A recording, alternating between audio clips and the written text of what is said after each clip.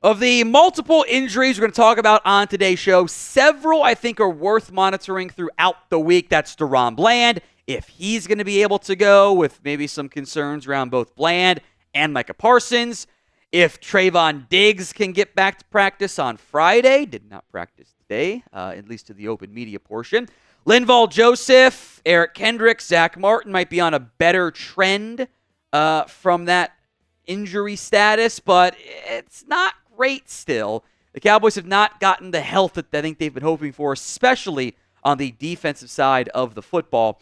Now, we have passed 200,000 subscribers here on the Cowboys Report. A big thank you to every single person who has already subscribed. Still, a lot of you are not subscribed. Let's change that. Hit that sub button right now, youtube.com/@CowboysTV. Now, first up on the injury notes, good news on Brandon Aubrey. The jury duty he was a part of has wrapped up its case. No more concerns there. There was never any concerns about him not being available because there's no jury duty on Sunday. And he's not sequestered, so he's fine. So Aubrey will be available for this matchup. No surprises there. Don't think it's nearly as positive on the Micah Parsons front here, as he has not practiced since suffering that high ankle sprain. This week feels unlikely.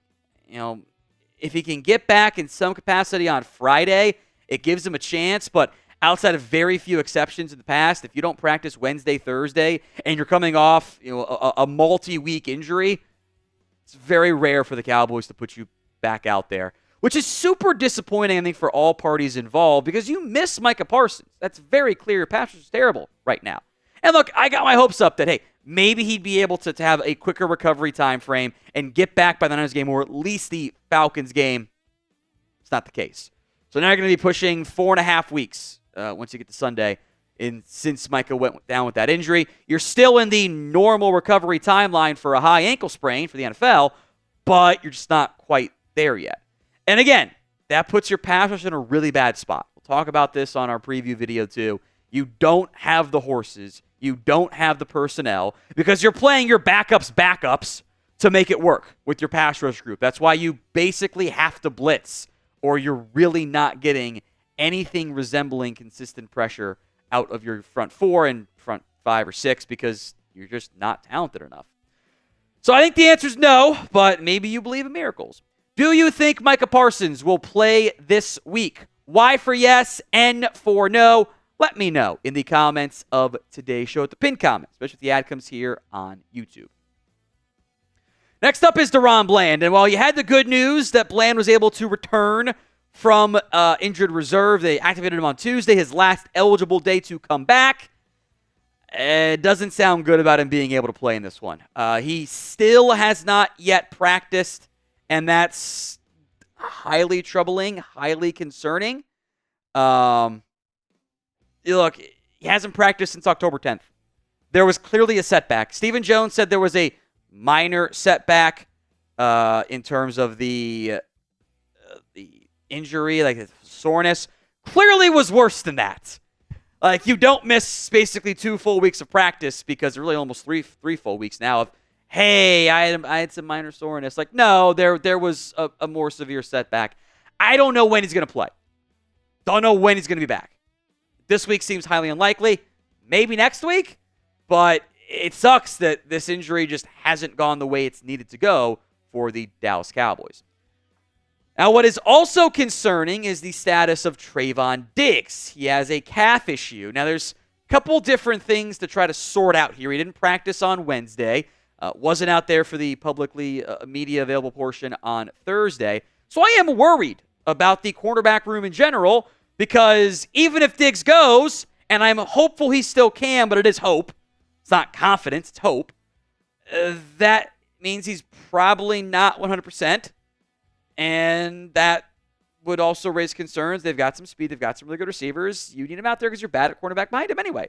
Now, Diggs did meet with the media on Wednesday, which I took as a positive sign, because unless, there's no details on what your injury are, you normally don't do that unless you're going to be able to play, like your BOA. And the calf wasn't wrapped. It wasn't on ice. It wasn't in a boot, so it makes me feel more comfortable about it.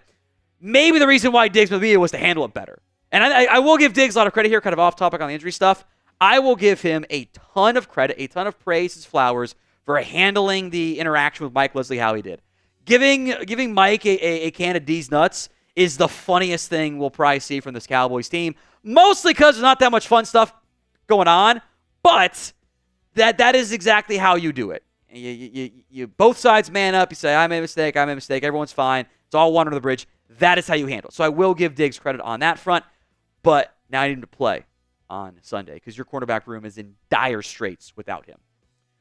Who is more likely to play? TD for Trevon Diggs, DB for DaRon Bland. Who is more likely to play in this particular matchup? Get your votes in for me in the comment section of today's show. TD for Trevon Diggs or DB for DaRon Bland. Let's stick with the corners here. Caelen Carson. And I don't really know what's going on here at this point because I don't think injuries is why he's been out. Like, he's been on the injury report with a shoulder injury, but he's been a full participant for 2.5, almost 3 weeks now, and Cowboys aren't playing him. I feel like he got benched. That's what I feel like. That he lost his job to Emmanuel Warrior and hasn't been playing. Now, of note, you might need him this week because you got the DaRon Bland, probably not going to play status. We'll see about Trevon Diggs overall. Jordan Lewis is in there in the nickel. I got 3 other healthy corners if Carson's healthy. Andrew Booth, Israel Mukuamu. And they've mostly played Izzy as a slot guy. So, again, that's why I need one of Diggs or Bland to go because I really don't want to have to start both Carson and Booth with Aubrey Warrior out for the season. The cornerback room in general has me very worried for this upcoming matchup against the Atlanta Falcons. Today's show is made possible by Prize Picks. It is the best place to get real money sports action. Over 10 million members and billions of dollars in awarded winnings. Prize Picks has made daily fantasy sports accessible to all. You pick more or less on at least 2 players for a shot to win up to 100 times your cash. Run your game all season long on Prize Picks. It is available in over 30 states, including California, Florida, Georgia, and Texas. It is the only real money daily fantasy sports platform with an injury insurance policy. So your lineups stay in play even if one of your players gets injured. Your player leaves in the first half, does not return. Prize Picks keeps your lineup live. One of the Prize Picks slates this week, Kyle Pitts, more than receiving yards because, did you see what George Kittle did last week to the Dallas Cowboys? Saquon Barkley, more than yards on the ground, and just stay half pass touchdown. So 1 total from C.J. Stroud. Or you could ride with my Sunday quarterback running Prize Picks. Caleb Williams and Kyler Murray, more than yards on the ground. There's a ton of different lineups you can make. So download the app today and use code CLNS to get $50 instantly after you play your first $5 lineup. That's prizepicks.com/CLNS and use code CLNS to get that $50 instantly after you play your first $5 lineup. It's guaranteed, by the way. You don't have to win. You'll get that $50 once you play that first $5 lineup. Moving on now with the injury report. Linval Joseph, back issue. Now, he was back at practice today. We'll see, the exact details as a filming, limited versus full, but he was out there, which is good. Not that Linval Joseph has been a great football player, but I don't have options. I am playing a bad group of defensive tackles because there's no other viable options right now on my roster. I've got Oso Digizua, Mozzie Smith, Mr. 119. He went up, by the way, after that game. It's higher now. It's like 134 out of 135 on PFF. If that makes you feel better, it shouldn't. It does not at all. Carlos Watkins, Linval Joseph. It's not a good group. It's not. That was known going into the year. That's why half their snaps have come from guys they signed. They're added after August. Now, of note, Jordan Phillips continues to be a full participant at practice after he didn't return from IR after his wrist injury. He was awful the first 2 weeks, so we'll see if he gets to play. So certainly worth monitoring. But you already traded for him, already gave that pick up, so we'll see. Zack Martin is next up here as he battles his shoulder injury. Had the back issue previously, then the shoulder this week. Seems like he maybe had he's normally going to wrestle on Wednesday anyways, but the shoulder was bothering him. So, multiple things at play here. I am a bit worried about Zack because this is one of the greatest Cowboys ever. He's a Hall of Famer. All of those things are true. He's not playing like that. He's just not. He's not. I've seen him in a way I've never seen him really have this happen before. He's getting bullied a little bit. He's on the ground in pass protection. That doesn't happen to Zack Martin. That's not who he is. He's not the same guy. Now, that doesn't mean he's the worst football player ever. Doesn't mean he's still not one of your best 5 or one of your best 3 still.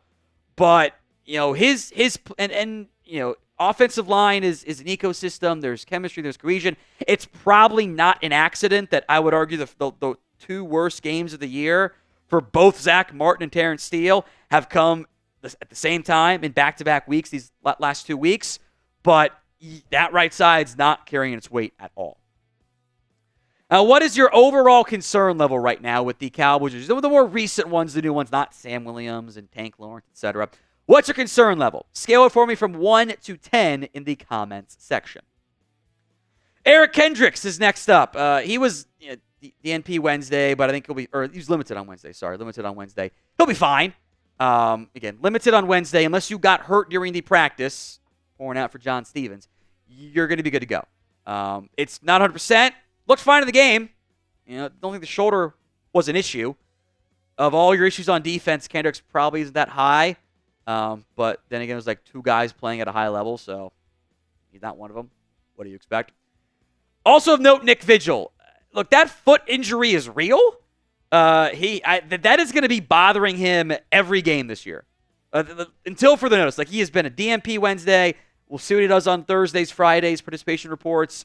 It's clearly bothering him. He's also clearly good enough to still play through it. Mostly on special teams. He's one of the Zimmer guys, one of the Paul Gunther guys too. I think Bones Fossil likes him too on special teams. But again, that's the bottom of the barrel injury concerns. A few more minor notes. Maurice Liufau is off of the injury report as well. No more calf designation, so check off that box. No mention of Rico Dowdle's illness either, which also sets up pretty well for the Cowboys. Having, as we went to on the preview side, maybe a decent chance to have a better ground game this week.